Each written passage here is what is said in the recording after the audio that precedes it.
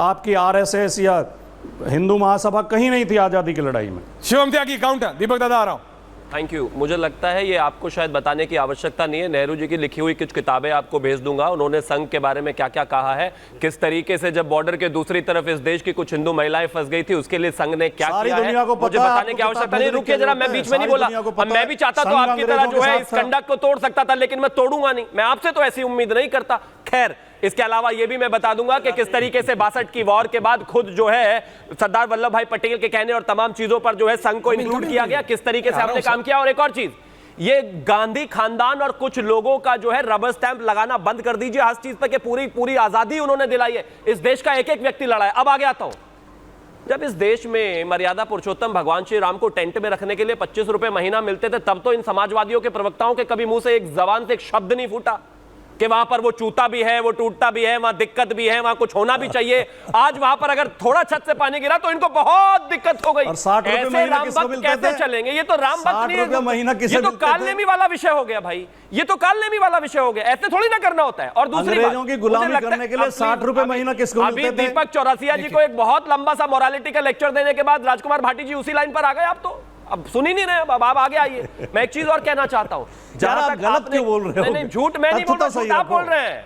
झूठ, आपकी हंसी बता रही है कि आप झूठ बोल रहे हैं। अब आगे सुनिए, विषय बहुत साफ है। भारतीय जनता पार्टी एक चीज को लेकर बिल्कुल क्लियर है। आदरणीय प्रधानमंत्री जी ने कल अपनी स्पीच करी है, बताइए उन्होंने कहीं हिंदुस्तान के बारे में, मैं कह रहा हूं नेता को आप आराम से क्रिटिसाइज करिए, हिंदुस्तान के बारे में एक ऐसा शब्द बताइए उनका जो इस देश के खिलाफ हो। उन्होंने कहा कि इस देश में यूनिवर्सिटी इन डाइवर्सिटी है, उन्होंने कहा कि नमस्ते भी अब तो इंटरनेशनल हो गया, ग्लोबल हो गया है। वो इस तरह की बातें करते हैं। हमारे देश में हर भाषा का सम्मान है, वो कहते हैं कन्नड़ा भी बोली जाती है, हिंदी भी बोली जाती है, पंजाबी भी बोली जाती है, सबका सम्मान है। आपका जो दूसरा नेता है वो 1 दर्जन लोगों को पेंट्री में बिठाकर हिंदुस्तान के बारे में सिर्फ गलत ही बातें बोली जाती है कि डिफेंडर्स ऑफ डेमोक्रेसीज को हिंदुस्तान में इंटरवेंशन देनी चाहिए, सिखों को यहां पर दिक्कत है और बहुत प्रॉब्लम है। और खास तौर पर अगर पत्रकारिता की बात करें और मीडिया की बात करें तो वहां पर भी अपर कास्ट के लोग हैं। ये इस तरह की बातें होती है क्या? कोई कौन करता है इस तरह की बातें विदेश में जाके? मैं कहता हूं ना फिर से, हर देश में अपनी एक प्रॉब्लम है। टाइम दूंगा आपको, बंद नहीं करूंगा, टेंशन मत अपने देश के बारे में इस तरह की बातें यहां बोलता हो। चुनाव यहां लड़ना है या यूके में लड़ना है या यूएस में लड़ना है? आपने कमाल की बात हो गई। और अगर आपको अभी भी ये बात बुरी नहीं लग रही तो माफ कीजिए, ये आपका जो सोचने का तरीका है ये पूरे तरीके से करप्ट हो। Point taken.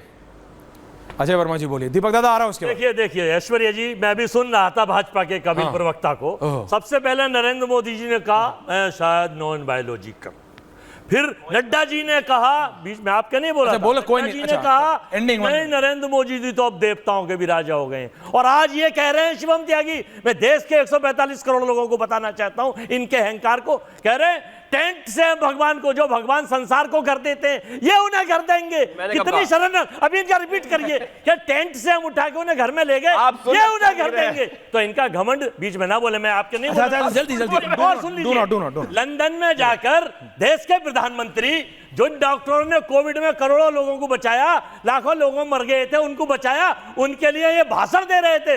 ये जो डॉक्टर्स हैं हिंदुस्तान के, ये मलेशिया और किस टूर पे जाते हैं, ये हमें पता है किस टूर पे जाते हैं, ये कोई इंजेक्शन लगाने नहीं जाते। वो शर्मनाक नहीं थी उन डॉक्टरों के लिए लंदन में का और कैलिफोर्निया में जाके? समझ नहीं आ रहा क्या बोल रहे हो? शर्मनाक बात है। कैलिफोर्निया में जाके समझ नहीं आ रहा क्या कह रहे हैं आप बीच में बोल रहे हैं। अच्छा बोलिए, 10 और सेकंड। ये तो समझ नहीं आ रहा कि हिंदुस्तान में 1 रुपए में 85 पैसे चले जाते हैं, 15 पैसे बचते हैं। तो वो रामायण का पाठ कर रहे थे वहां पे। तो राजीव गांधी ने क्या कही थी? राजीव गांधी ने क्या कही थी? दीपक चौरसिया, दीपक दादा, अब आप दिया मैंने आपको पूरा टाइम।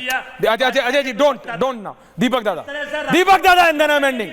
दीपक दादा बड़ा ही शर्मनाक और निंदनीय। दीपक दादा, मैं बड़ी सिंपल सी बात कहना चाहता हूं, चूंकि भारतीयता वर्सेस जातीयता इसकी बात हमारे डिबेट के अंदर हो रही है, तो मैं सिर्फ उन तमाम पॉलिटिकल पार्टी को जो जाति जनगणना की बात करते हैं, क्या मैं जाति जनगणना के समर्थन में हूं? मैं चाहता हूं कि हर तरह का डाटा सार्वजनिक हो, जाति जनगणना हो जाए, इसमें भी कोई बुराई नहीं है। लेकिन मैं ऐसी तमाम पॉलिटिकल पार्टी जो जातीय जनगणना की बात करती हैं उनसे ये कहना चाहता हूं कि भाई बिहार में तो जातीय जनगणना का सर्वे का आंकड़ा सामने आ चुका है।